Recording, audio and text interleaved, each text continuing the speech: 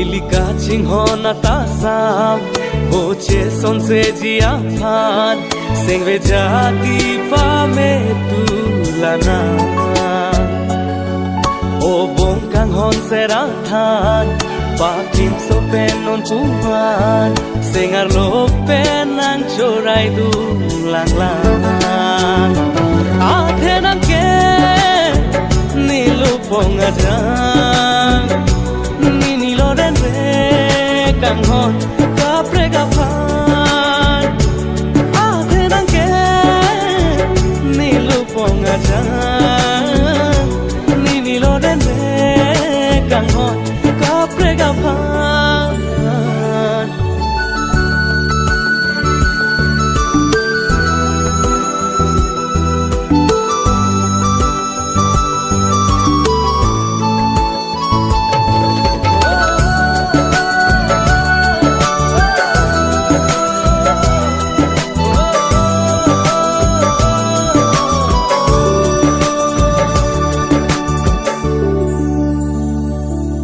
Nang arta ki ju ma joine Ju hai he ni se ngalam te Jon pan te ding non ke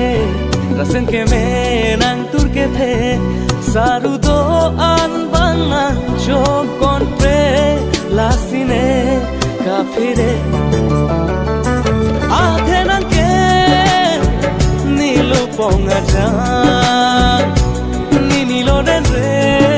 kang hon kapre kapan Ate nang ke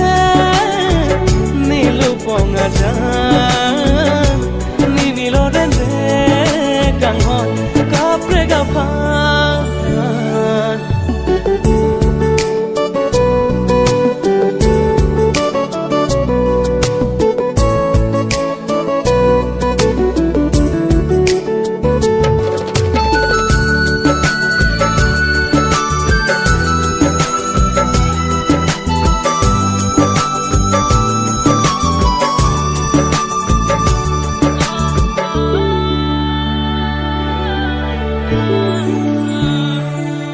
Nenang ren popu alam ke Niriro aphan ka char june Long chara lang den lane Sengkang sam ke donon ke Riro atum evan eche don pre Sinang se har levride Aathe nang ke nilu pong aja Ni nilo den re kang hon kapre kapan Ate nang ke nilu pong aja Ni nilo den re kang hon kapre kapan Ilika ching hon ata sam